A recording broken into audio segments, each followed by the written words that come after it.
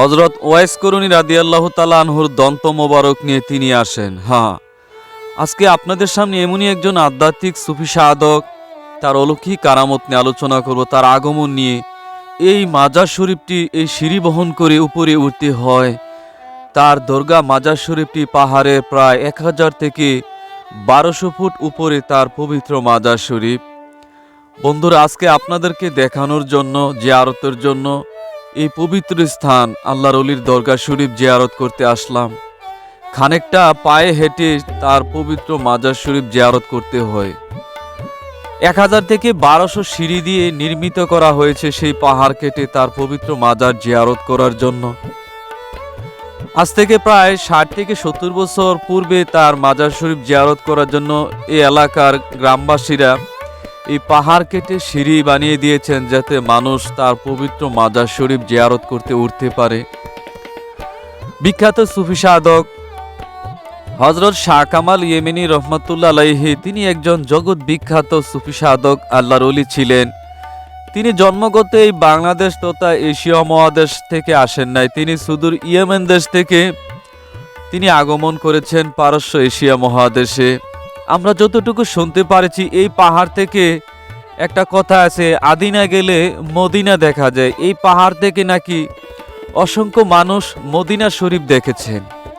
আসলে এটা কি সত্যি? এই পাহাড় থেকে কি মদিনা শরীফ দেখা যায়? এটা আল্লাহর ওলির এক বিশাল অলৌকিক কারামত, আধ্যাত্মিক কারামত। কারণ এই পাহাড় থেকে মদিনা শরীফ দেখা যায়। শাহ কামাল ইয়েমেনি রহমাতুল্লাহ আলাইহি, তিনি ইয়েমেন দেশের নাগরিক বা ওই দেশ থেকে ইসলাম প্রচার করার জন্য তানারা আগমন করেন এই বাংলাদেশে।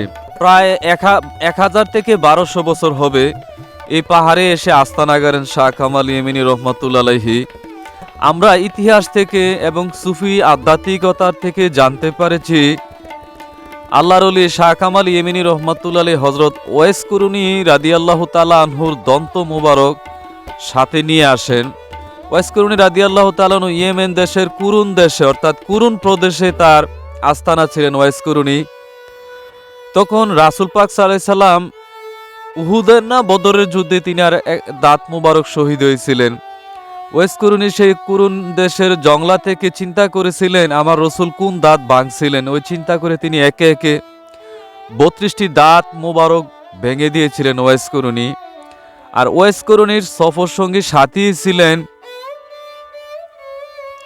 শাহ কামাল ইয়েমেনি রহমাতুল্লাহ আলাইহি, তিনি ওয়াইস করুনীর সফর সঙ্গী ছিলেন।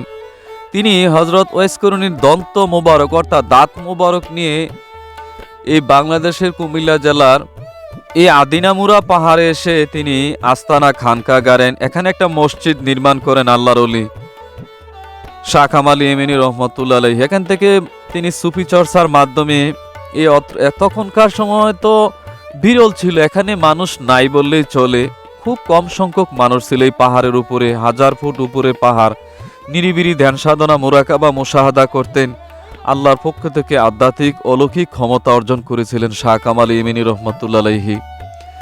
এখানে সুফি সাধক আউলিয়া কিরামগণ, এশিয়া মহাদেশের বহু সুফিরা এটাকে তীর্থস্থান বা পবিত্র স্থান হিসেবে গণ্য করা হয়েছে। দেখেন 700 থেকে 800 বছর পুরাতন এই মসজিদটা, এখানে বসে শাহ কামাল ইয়েমেনি রহমাতুল্লাহ আলাইহি মুরাকাবা মুশাহাদা নামাজ বন্দেগী করতেন, আল্লাহর জিকির ফিকির করতেন এখানে বসে শাহ কামাল। এখানে অসংখ্য সুফি সাধক এই পাহাড়ে বসে ধ্যান সাধনা মোরাকাবা করছেন। ক্যান্টনমেন্ট এক পাগলা, তিনি এই পাহাড়ে ধ্যান সাধনা করতেন।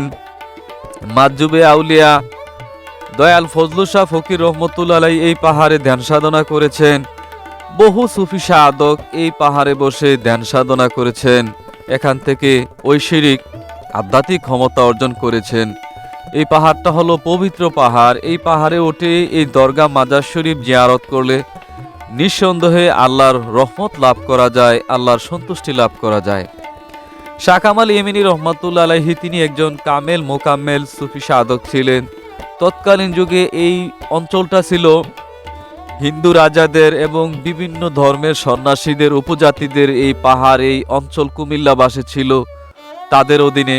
শাহ কামাল ইয়েমেনি রহমাতুল্লাহ আলাইহি প্রথম, তিনি বুজুর্গ আউলিয়া প্রথম এই কুমিল্লা জেলাতে আসেন। উনার সমসাময়ী অবস্থায় আরেকজন সুফি সাধক ছিলেন কমরউদ্দিন রুমি রহমাতুল্লাহ আলাইহি।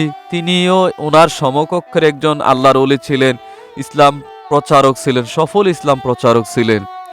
তানাদের রুহানি শক্তি, তিনাদের অলৌকিক কারামতের বলে আমরা এই কুমিল্লাবাসী, এই অত্র ত্রিপুরাবাসী আল্লাহর দেওয়া ইসলাম আমরা পেয়েছি। এখানে দেশের নানা প্রান্ত থেকে এই আদিনা মুরাদ দরগা শরীফে জিয়ারত করতে আসেন। নিঃসন্দেহে এই দরগা শরীফ জিয়ারত করলে আল্লাহর রহমত বরকত লাভ করা যায়। আমরা অনেক পেরেশানি ছিলাম তার পবিত্র মাজার শরীফ জিয়ারত করার জন্য। সত্যি আল্লাহর ওলির মাজার শরীফ জিয়ারত করার ফলে অন্তরে অনেকটা প্রশান্তি অনুভব হচ্ছে, অনেকটা শান্তি লাগছে। তিনি যে সত্যি আল্লাহর ওলি ছিলেন এতে কোনো সন্দেহ নাই। এই গহীন নির্জন এই পাহাড়ের চূড়ায় 800 থেকে 1000 ফিট পাহাড়ের উপরে তিনি বসে ধ্যান সাধনা মোরাকাবা করে আল্লাহর প্রেমে মগ্ন ছিলেন। আসলে দুনিয়ার জাগতিক ভোগবিলাসিতা, অর্থ সম্পদ, পরিবার, স্ত্রী, পুত্র দিয়ে ওলি আল্লাহগণ কখনো এগুলা ভোগ করেন না। এগুলা ত্যাগ করে তারা আল্লাহর প্রেমে এশকে দেওয়ানা থাকেন। কোথায় শাহ কামাল ইয়েমিনি, শাহজালাল, শাহপুরান, শাহ মকদম, নিজামুদ্দিন আউলিয়া সহ অসংখ্য উলিয়া উলিয়াগণ তারা আরব দেশে জন্মগ্রহণ করছেন। সবকিছু মায়া ত্যাগ করে তারা এশীয় মহাদেশে বিভিন্ন জায়গায় এসে দরবার আস্তানাগারে আল্লাহর দিন ধর্ম প্রচার করেছেন, মানুষের কাছে কালেমার দাওয়াত দিয়েছেন, 1 লক্ষ মানুষকে মুসলমান বানিয়েছিলেন আল্লাহর ওলিরা। শাহ কামাল ইয়েমিনি রহমতুল্লাহ আলাইহির দরগা প্রাঙ্গণে বহু জ্ঞানী গুণী সুফি সাধকের মাজার শরীফ এখানে আছে। তিনার মাজারের আশপাশে বহু মাজার শরীফ আছে, যাহা তার ভক্ত অনেকে খাদেম ছিলেন এই